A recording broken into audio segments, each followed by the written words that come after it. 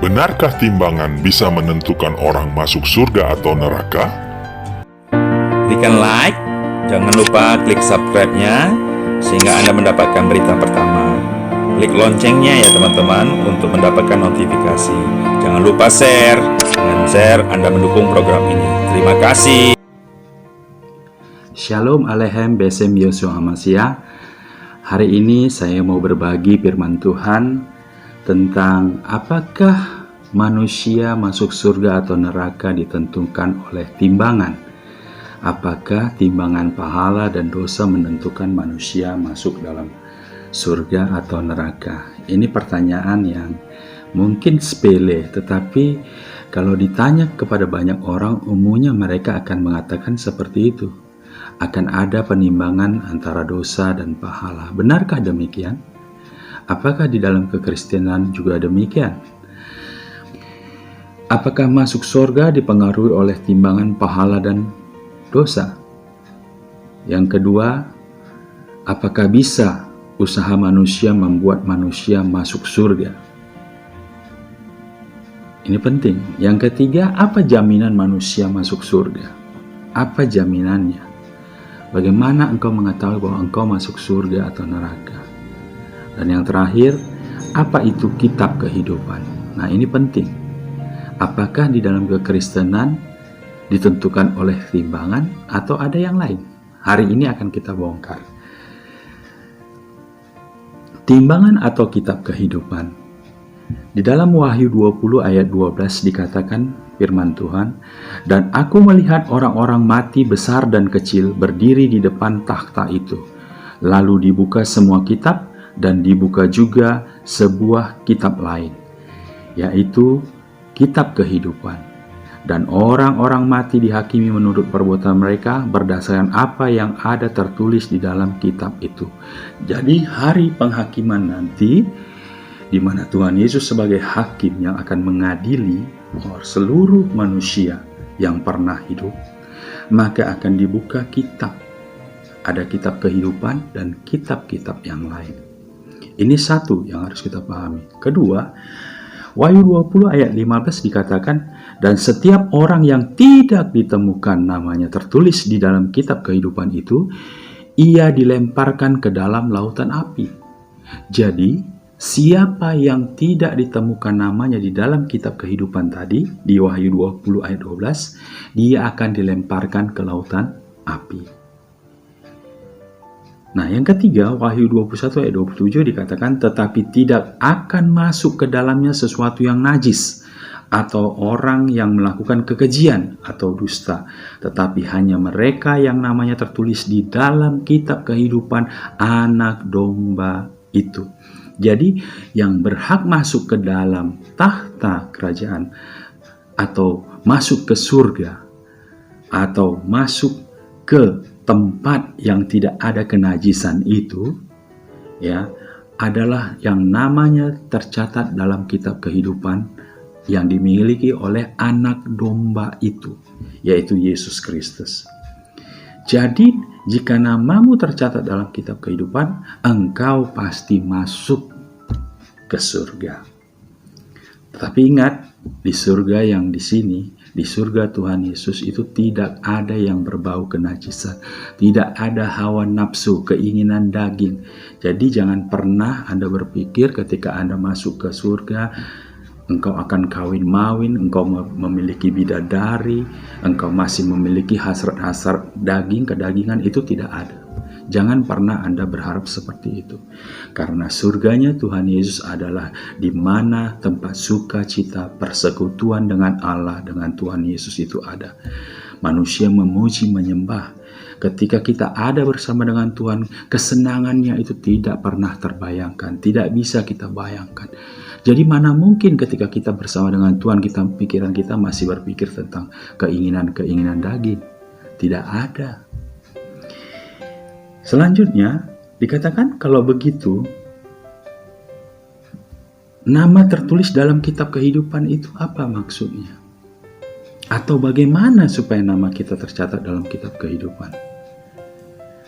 Jawabannya adalah kamu harus lahir baru.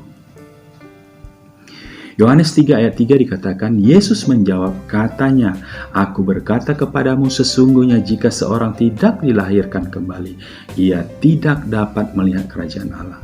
Jadi, masuk surga, nama kita harus ada dalam kitab kehidupan. Bagaimana cara kita masuk dalam kitab kehidupan nama kita? Kita harus lahir baru. Ya, kita harus lahir baru, baru kita bisa melihat kerajaan Allah. Yang kedua, Yohanes 3 ayat 5, jawab Yesus, aku berkata kepadamu sesungguhnya, jika seorang tidak dilahirkan dari air dan roh, ia tidak dapat masuk ke dalam kerajaan Allah. Artinya harus lahir, dilahirkan kembali dari air dan roh. Yang ketiga, Yohanes 3 ayat 7, janganlah engkau heran, karena aku berkata kepadamu, kamu harus dilahirkan kembali. Ingat, penekanannya di sini, kamu harus dilahirkan kembali. Lahir kembali itu harus untuk kita bisa masuk ke kerajaan Allah. Yang keempat, 1 Petrus 1 ayat 23 dikatakan, karena kamu telah dilahirkan kembali, bukan dari benih yang fana, tetapi dari benih yang tidak fana, oleh firman Allah yang hidup dan yang kekal. Jadi ketika kita lahir baru, dilahirkan kembali, itu bukan dengan yang fana, tetapi dengan yang kekal, yaitu firman Allah. Ini yang penting sekali. Yang kelima, Roma 10 ayat 9 dan 10. Dikatakan, sebab jika kamu mengaku dengan mulut bahwa Yesus adalah Tuhan dan percaya dalam hati bahwa Allah telah membangkitkan dia dari antara orang mati, maka kamu akan diselamatkan. Yang lebih seru lagi ayat ke-10, karena dengan hati orang percaya dan dibenarkan, dan dengan mulut orang mengaku dan diselamatkan. Jadi kelahiran baru itu harus ada, kita mengatakan kita itu percaya dengan hati. Ya, maka kita dibenarkan, dengan mulut kita mengaku, kita diselamatkan. Harus ada confession, harus ada deklarasi penyataan bahwa Tuhan Yesus adalah Tuhan dan Juru Selamat satu-satunya. Ini penting untuk kita lahir baru. Pertanyaan pentingnya adalah bagaimana caranya agar namamu tercatat dalam kitab kehidupan.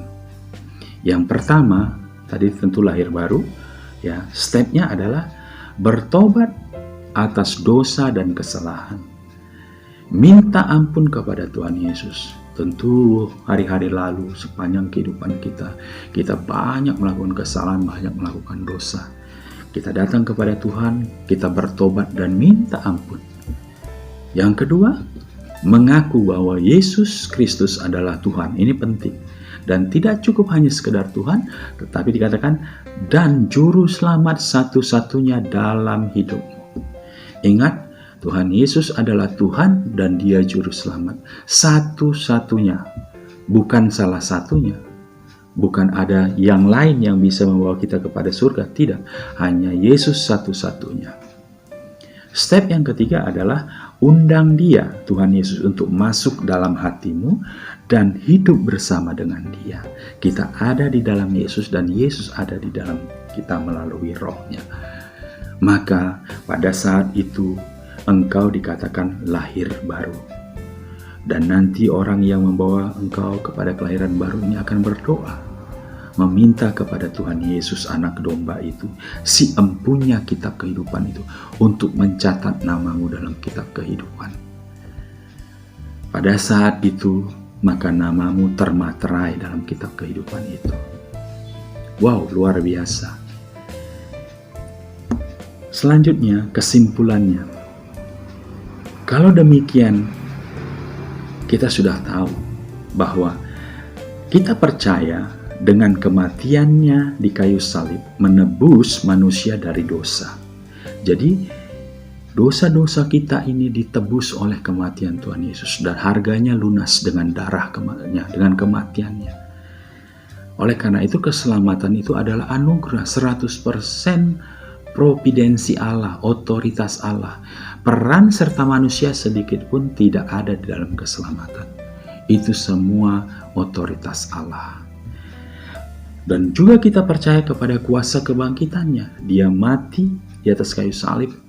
Dia turun ke dalam kerajaan maut 3 hari dan pada hari yang ketiga dia bangkit. Ingat, Tuhan Yesus tidak pernah mati karena dibunuh.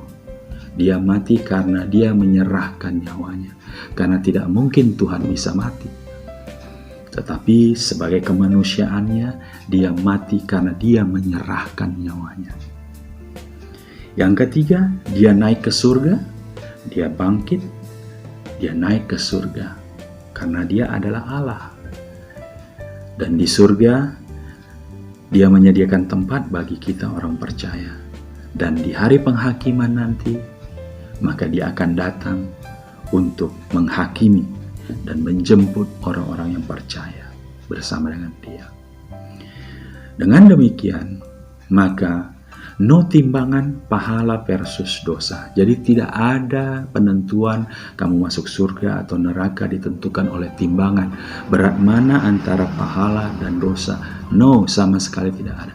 Karena usaha manusia tidak mungkin membawa orang ke surga. Tidak mungkin. Kebenaran firman dikatakan bahwa yang menentukan adalah ketika engkau percaya kepada Tuhan Yesus.